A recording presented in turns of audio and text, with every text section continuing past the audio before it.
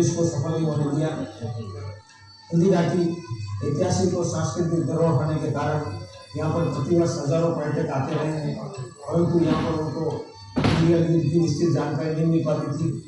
इसलिए हमने इस संग्रहालय की स्थापना की है।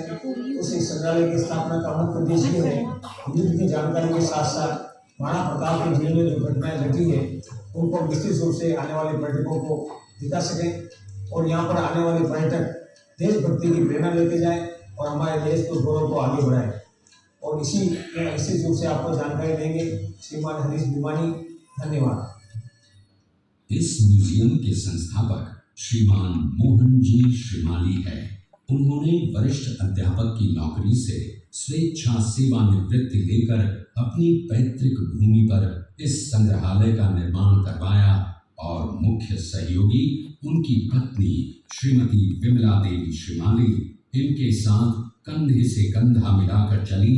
इस सपने को साकार करने के लिए उन्होंने अपना सब कुछ न्योछावर कर दिया। 18 जून 1576 ईस्वी को हल्दी घाटी का घमासान युद्ध हुआ था।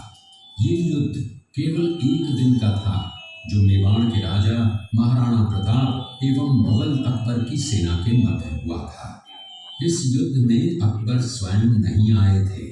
उन्होंने आमेर जयपुर के राजा मानसिंह को अपना सेनापति बनाकर भेजा था। हल्दी घाटी का युद्ध 5 किलोमीटर लंबे और 200 मीटर चौड़े क्षेत्र में हुआ। आप लोग सभी संग्रहालय में खड़े हैं। संग्रहालय से 200 मीटर की दूरी पर चेतक की समाधि है, जहां पर महाराणा प्रताप के स्वामी भक्त घोड़े चेतक को दफनाया गया था। यहाँ से 2 किलोमीटर की दूरी पर हल्दी घाटी दर्रा है। इस दर्रे की विशेषता है कि यहाँ की प्राकृतिक मिट्टी व पत्थरों का रंग हल्दी जैसे पीले रंग का है। इस दर्रे के चारों तरफ महाराणा प्रताप की भील आदिवासी सेना राणा पूंजा के नेतृत्व में तैनात थी। ये सेना तीर, भाले, पत्थर चलाने में कुशल थी। यहाँ से 1 किलोमीटर की दूरी पर शाही बाग है, जिसमें मुगल सेना का पड़ाव था। मुगल सेना 18 जून 1576 ईस्वी को प्रातः सूर्योदय के साथ मेवाड़ की राजधानी गोगुंदा की तरफ आगे बढ़ने लगी, तो उन पर महाराणा प्रताप की सेनाओं ने आक्रमण किया और उनसे गोरिल्ला पद्धति से युद्ध किया। ये आक्रमण इतना तेज था कि जिससे मुगल सेना में भगदड़ मच गई।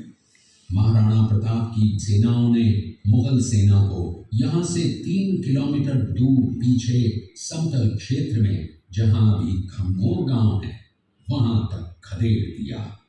इसी खमनोर गांव के पास बनास नदी के पास समतल मैदान में 7 घंटे का भयानक युद्ध हुआ। इस युद्ध में दोनों पक्षों से कुल 18,000 सैनिक मारे गए।